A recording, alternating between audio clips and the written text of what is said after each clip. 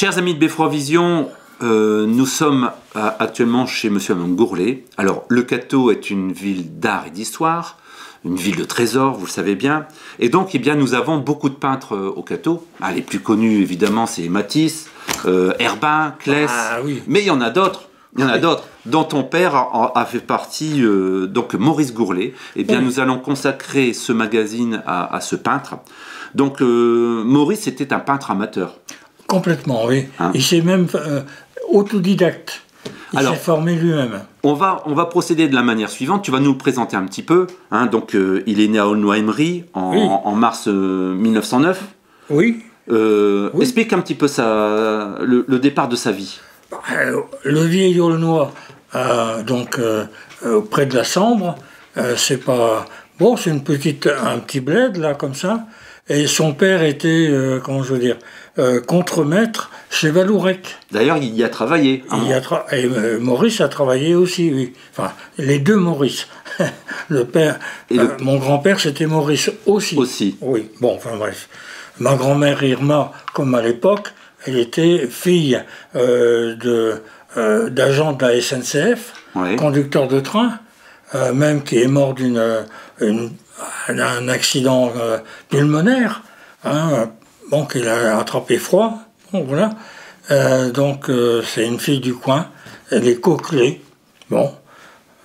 Alors donc Maurice, il est né à Aulnoy, oui. Il va aller au collège de Berlaymont, oui. Puis à Aumont, où il va finalement passer, maintenant on dirait le bac, mais à 17 ans, il passe son certificat d'études. Hein, non, son brevet. Son brevet, oui, son brevet. Brevet supérieur. Voilà. À l'époque, c'était l'équivalent du bac. Oui, du bac. Oui.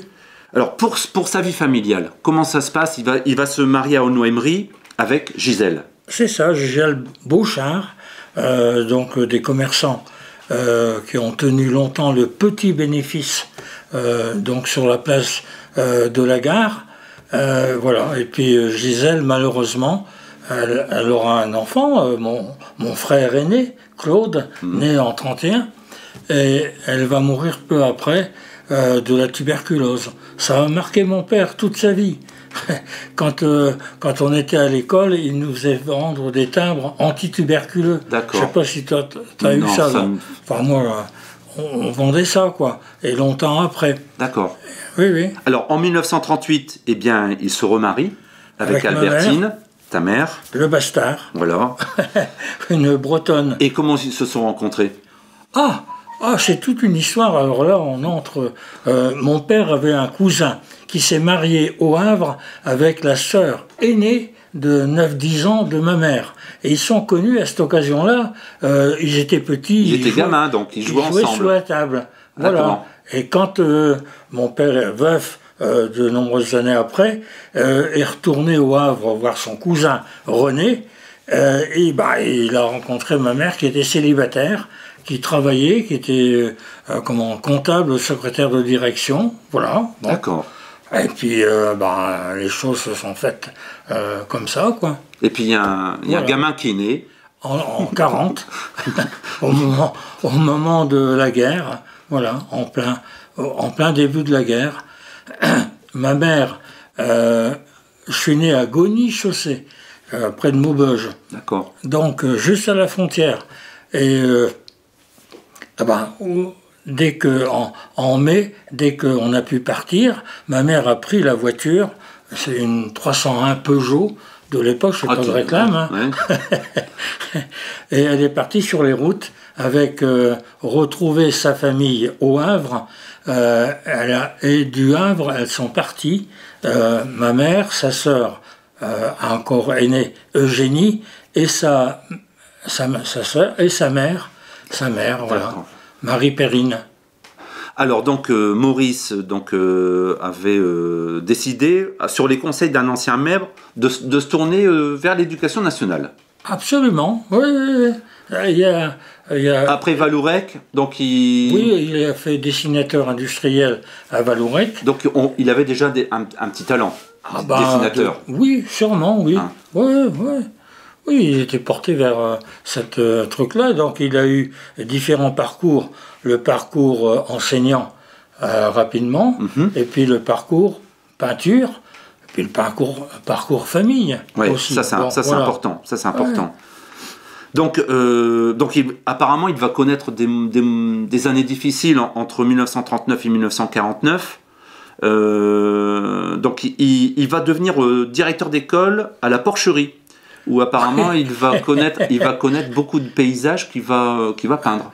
Absolument, et son séjour dans le Limousin, la porcherie c'est à 40 km au sud de Limoges, c'est un village comme il y en a beaucoup là-bas, bon, qui porte ce joli nom, et il a été nommé instituteur après l'armistice, quand il s'est présenté à l'Académie de Limoges pour dire, ben voilà, je suis disponible, puisque je suis dans le coin, et il avait fait la retraite lui aussi, hein. Il s'est sauvé de Versailles. Il était militaire, soldat. D'accord. Donc, et son colonel leur a dit, mes enfants, surtout, échappez-vous. Ne soyez pas prisonniers. Mon père, elle a obéi aux ordres. Il s'est sauvé. Il s'est sauvé. Il a retrouvé ma mère là-bas dans le coin. Voilà. Bon. Après, dans les années 1950, il revient sur Maroilles. Donc, il est directeur d'école à 4 classes. Donc, le fait de revenir dans le Nord, il avait déjà des attaches par chez nous ou pas? Oui. Ah bah, il avait... Non, il était instituteur en classe unique à Gogny-Chaussée. Ouais. Jusque 50, 49-50. Et il en avait le poids sur les épaules, parce que les classes uniques, ça voulait dire 45 élèves avec, toutes les sections. Et il a fait ça pendant 20 ans. Donc il était un peu fatigué de tout ça. Il a cherché donc une direction. Avec les points, il fallait des points quand on était institut. Oui. Bon, voilà. Hein. D'accord. Et puis, Maroilles, ça s'est offert. Et c'est un beau village. C'est un très beau village. Et mon père a toujours aimé les endroits agréables. Ouais. Donc voilà. Avec beaucoup d'arbres, etc. On en reparlera après. La place verte, oui. Ouais. Alors, 1954, il arrive au Cateau. Ah oui. Oui, le Cateau, on connaît bien, parce qu'en 52, le musée s'est ouvert. Ouais. Mon père y est venu, forcément, Matisse. J'y suis venu aussi, à l'hôtel de ville, et on connaissait bien le Cateau, belle petite ville, sur la route des vacances. Quand on partait au Havre, on passait au Cateau. Oh, que c'est beau. Et donc, en 1954, il va prendre la direction de l'école garçon. Parce qu'il y avait garçon et fille. Fille et maternelle. Et donc, il va devenir directeur. Oui. Et bon... Apparemment, qui venait d'être construite. C'était juste la construction. Il a fait l'entrée dans les 2 premières classes. Ça a commencé à 2 classes. D'accord. Et il a fini à 10 classes. Hein. Alors, en 1965, c'est plus proche de nous, il va prendre sa retraite. Absolument. Et donc, il a 56 ans. Ouais, et à partir de là, il va peindre peut-être un peu plus, puisqu'il a beaucoup de moments. Il a il a du temps devant lui. Il en avait, parce qu'un instituteur... Ouais, il travaillait pas beaucoup, c'est ça que... Il travaillait pas beaucoup. On va se faire des ennemis, là. Il avait des vacances. Oui. Il avait quand même les 2 grands mois de vacances où on allait en famille, et il allait retrouver donc la famille du côté de ma mère, d'une part au Havre, à Sainte-Adresse, et d'autre part à la Porcherie Haute-Vienne, où la sœur qui était partie au voyage de l'Exode était restée s'installer, s'était installée là-bas. Voilà. Alors au niveau peinture, au niveau paysage, il aimait également peindre des paysages du Sud. Complètement. Il a découvert le Sud même avant sa retraite, parce que son mentor en peinture, c'était M. Martial Leroux, à Aumont, un fabricant de peinture, mais qui était lui-même un excellent peintre. Qui l'a aiguillé, qui a conseillé mon père, qui l'a aiguillé, et Martial Leroux avait une villa à Menton. D'accord. Dont il ouvrait la porte pour mes parents. D'accord. Donc voilà, oui. Alors tout à l'heure, tu parlais qu'il va évidemment découvrir le musée Matisse, mais apparemment il aimait également aller souvent au Louvre. Complètement. J'y ai passé de longs moments. Avec lui. Oui, parce qu'il m'emmenait. Voilà, donc le Louvre, je connais les salles de peinture, en particulier, j'en ai pas spécialement un souvenir impérissable. J'avais 14-15 ans. Et dans quel, parce que le Louvre c'est grand, Oui. il allait plutôt dans quelle section? Bah, les sections peinture, bon, j'ai vu bien sûr la Joconde, et puis des impressionnistes. Ah oui, donc il avait une attirance particulière pour Claude Monet, pour des gens comme ça, quoi. D'accord. Voilà. Alors il allait également à l'orangerie du jardin, des Tuileries. Oui, ah oui, je connais. Non. Moi, les nymphéas, les rangs de ce musée consacré à Claude Monet. Alors il paraît qu'il adorait Claude Monet. Oui, Claude Monet, bah oui, il avait la lumière, les instants de fugaces, quoi, hein, de l'eau, les reflets, voilà. Alors, il a fait beaucoup de sujets, hein, beaucoup de bateaux, beaucoup de paysages, énormément de paysages. Les arbres. Oui, c'est ça. C'est ce qu'on retrouve beaucoup.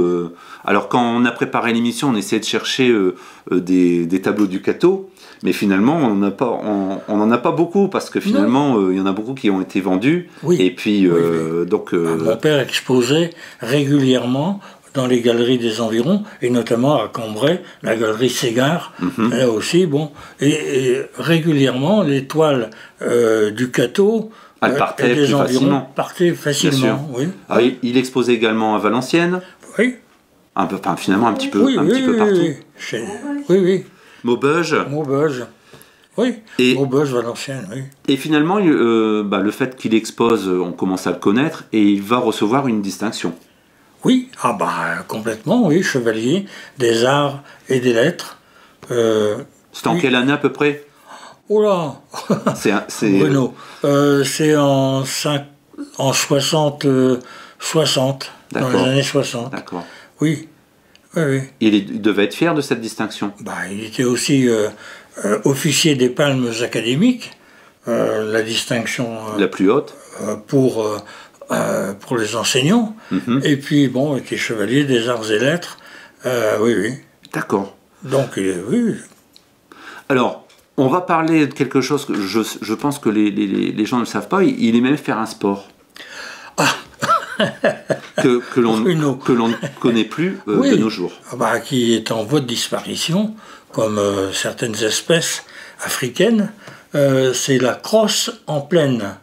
Je précise bien. La crosse ça consistait en plaine. Ça consiste, c'est un jeu comme le golf.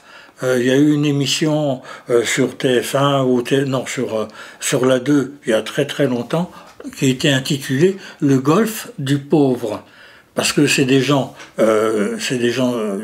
du peuple qui jouaient à la crosse, des ouvriers qui fabriquaient les outils. Alors ça se joue avec quoi?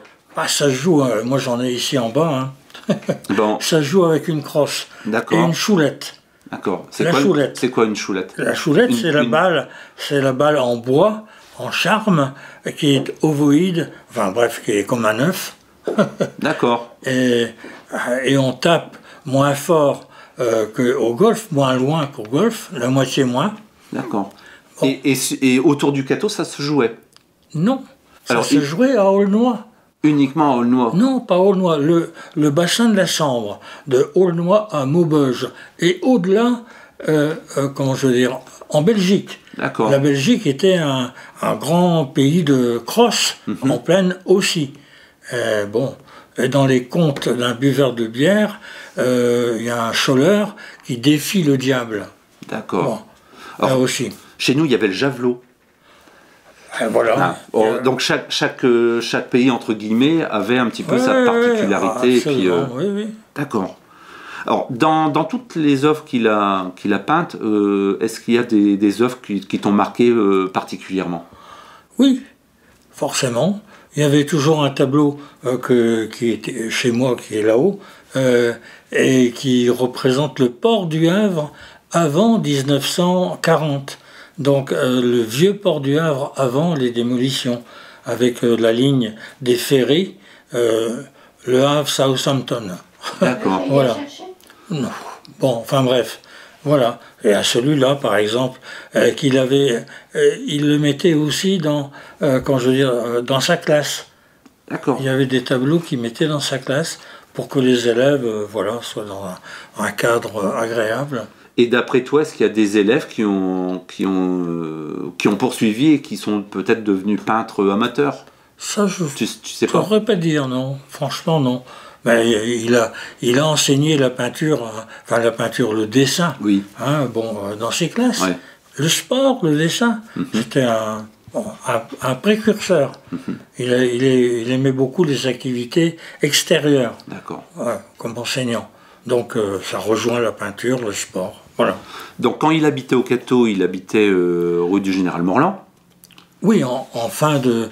oui, oui. Avant, il habitait ailleurs sur le Cateau ou c'était... Non, bah, il a habité la maison du directeur d'école à Matisse, maison qui a complètement disparu. Oui. Il y avait directeur fille, directeur garçon, Oui, directeur maternel. Ouais. Tout ça, ça a disparu. Puis après, oui, effectivement, il a trouvé une maison à rue du Général Morland, oui, en haut. Oui, je me souviens. Ah, oui, oui. Alors, et puis bon... ils ont fini leur vie là. La commune a souhaité le mettre à l'honneur et ils ont créé un parcours. Oui, la promenade Maurice Gourlet. Alors, qui est situé où? Là-bas, les Hauts-Fossés. D'accord. Anciennement, les Hauts-Fossés. Pour arriver au Maroc. Au Maroc. Avant d'arriver au Maroc. On est obligé de passer. Cette belle espace bois, planté d'arbres, mais qu'on a connu, nous, quand on était gamin, qui était un peu sauvage, qui a été bien aménagé avec un bel endroit. Ouais. Et aujourd'hui, il y a beaucoup de gens qui passent par là. Promenade agréable, surtout par les chaleurs, c'est à l'ombre. Oui, tout à fait. Eh ben c'est bien. Je crois qu'on a fait un petit peu le tour. Donc effectivement, donc son espace a été inauguré en 96 et il a été réhabilité en 2012 avec une nouvelle plaque. Il y avait une petite cérémonie qui avait été mise en place et puis voilà. J'espère que nos téléspectateurs ont pu découvrir ou redécouvrir parce que c'est un peintre. On voit. Tu as fait une exposition récemment à l'office du tourisme. Où il y avait eu des gens qui étaient venus voir les toiles. Oui, donc, ça a été apprécié, oui. Ouais, je pense. Oui. C'était en mai. Ouais. Bon, peut-être qu'on en fera une. Ce sera avec plaisir, oui. On pourrait faire une exposition. Avec j'ai des toiles. Avec toutes les toiles. Puis dans la famille, il y en a également. Les enfants, ils en ont. Oui, aussi, oui. Alors, bien sûr, complètement. Ouais.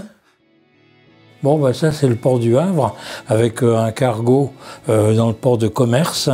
Mon père avait peint ça dans les années 50, pendant ses vacances scolaires. Encore le port du Havre, mais cette fois-ci c'est le port de pêche au quartier Saint-François, au Havre, pour ceux qui connaissent le coin. Voilà. C'est un quartier qui a été refait après le bombardement de 1944. On voit les nouvelles maisons là-bas derrière. C'était un quartier beaucoup plus populaire, dans tous les sens du terme. Voilà. Et il y a toujours au Havre des pêcheurs qui vont en baie de Seine, dont les petites barques. Aussi dans les années 50. Et cette fois-ci, une troisième vue du Havre, mais cette fois-là, c'est le port de Plaisance, avec les petits bateaux à voile qui étaient nombreux déjà à l'époque, avant le départ de la route du café. Là-bas, à l'entrée, on aperçoit un cargo qui entre dans le port. Il vient de la rade. Et là, il franchit les grandes digues qui protègent le port. Voilà. Et il y a toujours l'atmosphère avec l'eau et puis le ciel. Encore les bateaux de plaisance. À l'époque, il y avait des requins et des dragons. Voilà. Cette ambiance à la fois de vacances, mais en même temps on voit le ciel chargé de gros nuages comme dans ce tableau qui est particulièrement remarquable pour l'atmosphère qu'il dégage, de l'arrière-port du Havre. Voilà. Alors là, c'est encore le Havre, oui, je pense, oui, voilà. Bon, il y a toujours des petites voiles. En fait, correction, ce n'est pas le Havre, c'est plutôt la Méditerranée, mais il y a toujours des voiles à peindre, même si le ciel est encore chargé et bien gris, ça arrive aussi en Méditerranée, voilà. Alors là aussi, paysage de la Méditerranée, autre région fréquentée par mes parents, parce qu'ils partaient ensemble, bien sûr, pour un mois. Par exemple, ici, c'est dans la région de Menton, où un ami lui avait prêté une résidence, voilà. Donc mon père allait peindre là-bas, les arbres, toujours, et à travers les arbres, on aperçoit l'eau et les bateaux, ses thèmes de prédilection, quoi. Il aimait bien la nature, voilà. On va retrouver les arbres dans à peu près toutes ses peintures, en particulier. Là, je pense que c'est des eucalyptus. Bon. Et il a peint aussi des oliviers, souvent. Voilà. Encore la Méditerranée, avec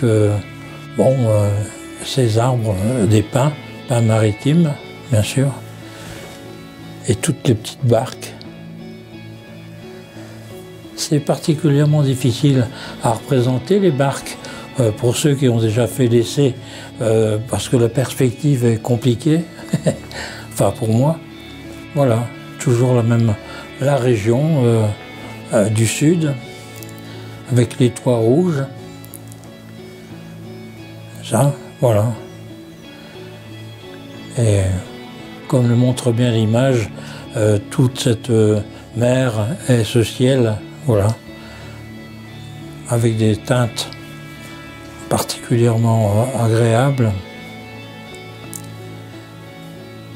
Le camailleux des verts, des bleus, enfin, voilà.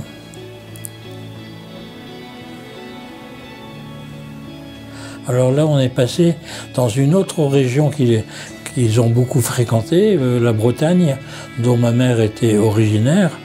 Voilà, la Bretagne, mais encore une fois, on retrouve les petites maisons blanches là-bas avec les pignons, et puis l'eau, les arbres, voilà. Un endroit qu'ils ont beaucoup fréquenté, c'est Auray, là-bas dans le Morbihan, avec ici le petit port de Saint-Goustan, port pittoresque, où était venu aborder Benjamin Franklin au moment de la Révolution, voilà.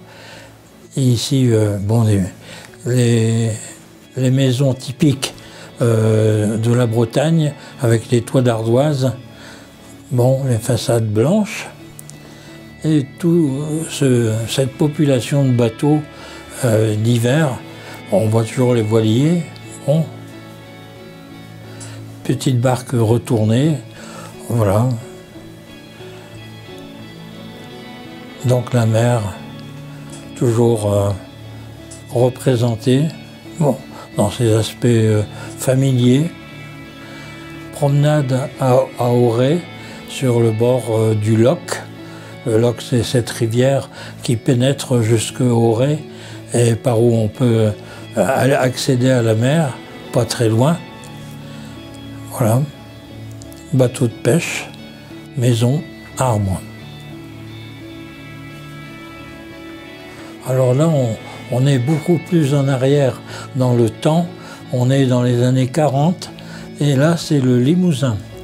Limousin, où mon père a exercé pendant 2 ans pendant l'occupation, avant de revenir à Gagny-Chaussée.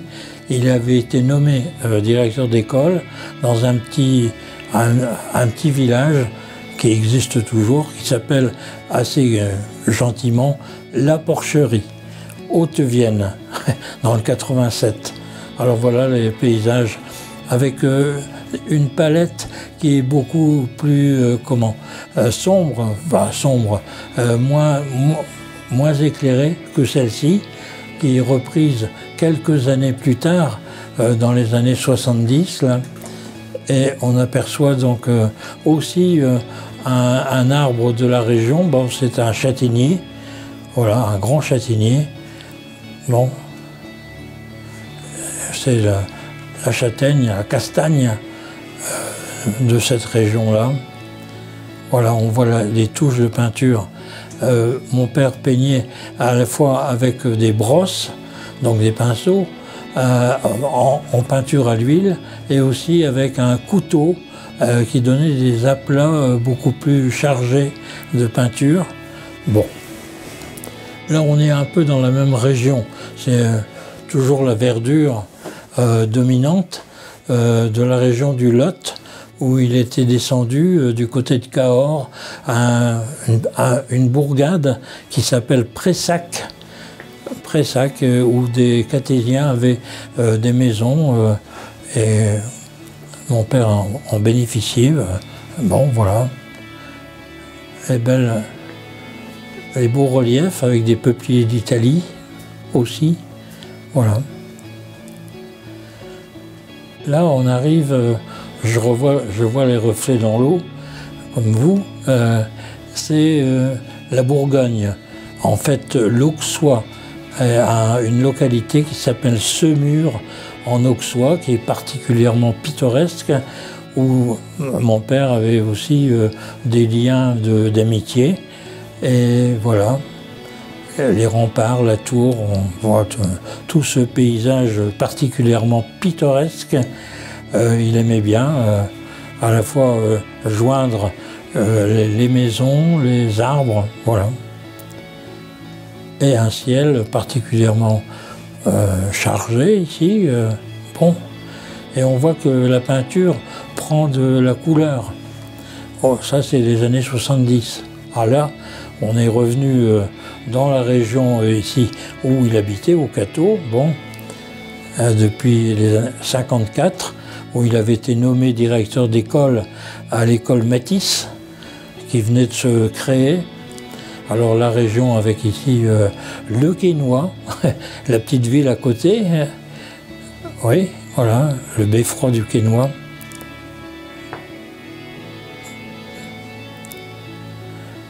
Et là, il peignait pendant ses vacances scolaires, puisqu'il bénéficiait de tout ça. Là, c'est la région de Saint-Benin, c'est le coin de Saint-Benin, derrière, du coin du moulin Duval, pour ceux qui connaissent le coin. Voilà, des arbres toujours. Et quand il peut y avoir de l'eau, là, il n'y a pas de barque. Ah, ici, c'est un paysage tout à fait épisodique. Juin 1967, la tornade qui a ravagé la région de Saint-Benin et surtout le Pomereuil, et après la forêt Mormal, où les arbres avaient été abattus par le vent. Alors là, c'est une forêt ruinée, un chablis, voilà.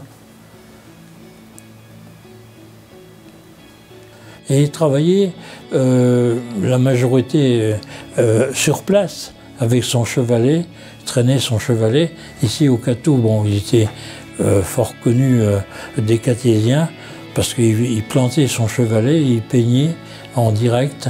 Ici, bon, donc la Ducasse du Cateau, dont il a fait de nombreuses toiles. Ici, c'est une gouache.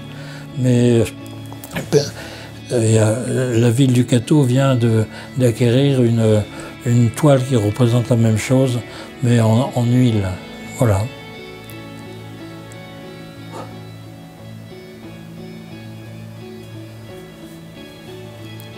Spectacle. Bon, ça n'a pas beaucoup changé quand même. Oui. Voilà les deux tours du Cateau, le beffroi et le clocher. Un petit coin de la Selle, en hiver, forcément, on voit la neige. Bon.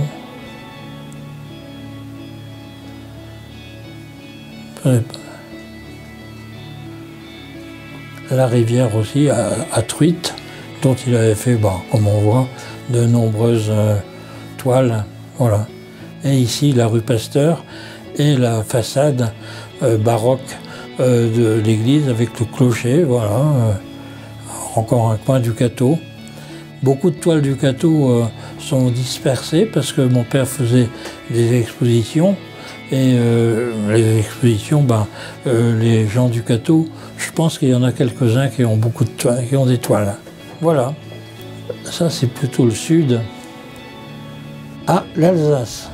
Là aussi, il a fait des incursions du côté de Ribeauvillé, Rigvire. Ça, ici, c'est Menton. Bon.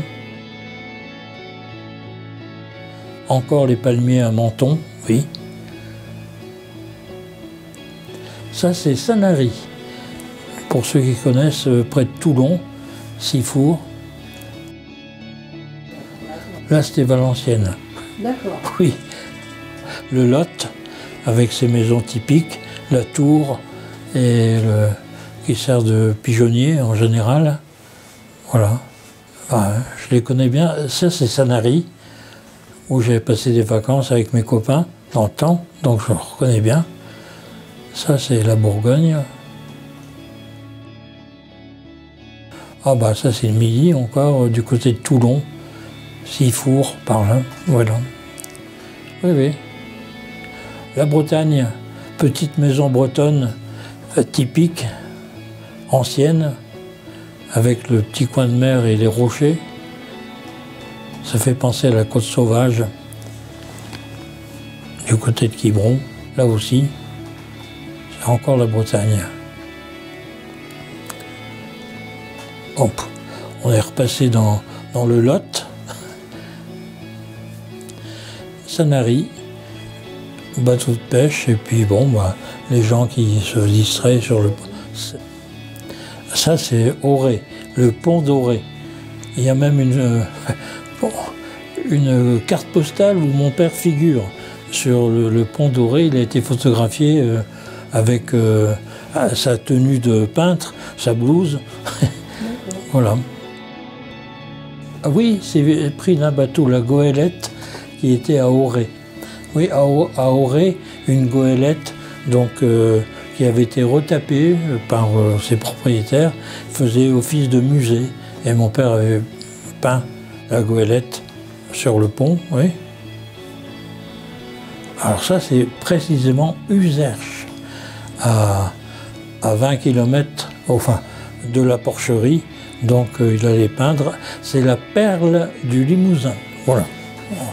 Ça, c'est année aussi 40. Ah, ça c'est, oui. Je peux dire que c'est le bateau Le Flandre qui rentre au port du Havre. Voilà. Par une belle journée nuageuse aussi. Oh, un monument. Mons, en Belgique, avec le terril là-bas. Il avait des amis à Mons, et il peignait Mons. Quand il habitait Gagny-Chaussée, il a été 20 ans instituteur de classe unique, avec des élèves de 6 à 14 ans, donc à Gagny-Chaussée. 45 élèves, 50, pas quelquefois. Oui. Ça, c'est la région ici, c'est encore Saint-Benin. Reconnaissable. Vadencourt. Oui, pas loin. Ah, les champignons du Limousin, des cèpes et le panier de pêche, activité aussi de mon père. Il allait à la pêche et c'est une des raisons qui l'ont fait s'établir au Cateau, parce qu'il y avait cette rivière, la Selle, avec les truites. Donc voilà. Mais là, c'est des champignons, nature morte, il n'a pas fait beaucoup. Le Havre, toujours le petit port, les petits bateaux. Idem, là, avec une vieille barque de pêche. Ça, c'est le Lot. Les toits, les pierres. Le Saint-Benin. Vous êtes fier D'être le fils d'un peintre, voilà. Oh sûrement. J'ai toujours bien, comment je veux dire, accompagné. Mon père a été un homme actif. C'est son activité. C'est hyper actif. Hein. Il faisait du jardin, il faisait de la peinture, il faisait du sport, la crosse en plaine qu'on joue dans le coin de Maubeuge. Et il n'arrêtait pas. Voilà. Donc c'était des fois il me saoulait. Il faut le dire. Hein. Comme tous les pères. Comme tous les pères, oui, voilà. Mais bon, j'en suis quand même très fier, forcément.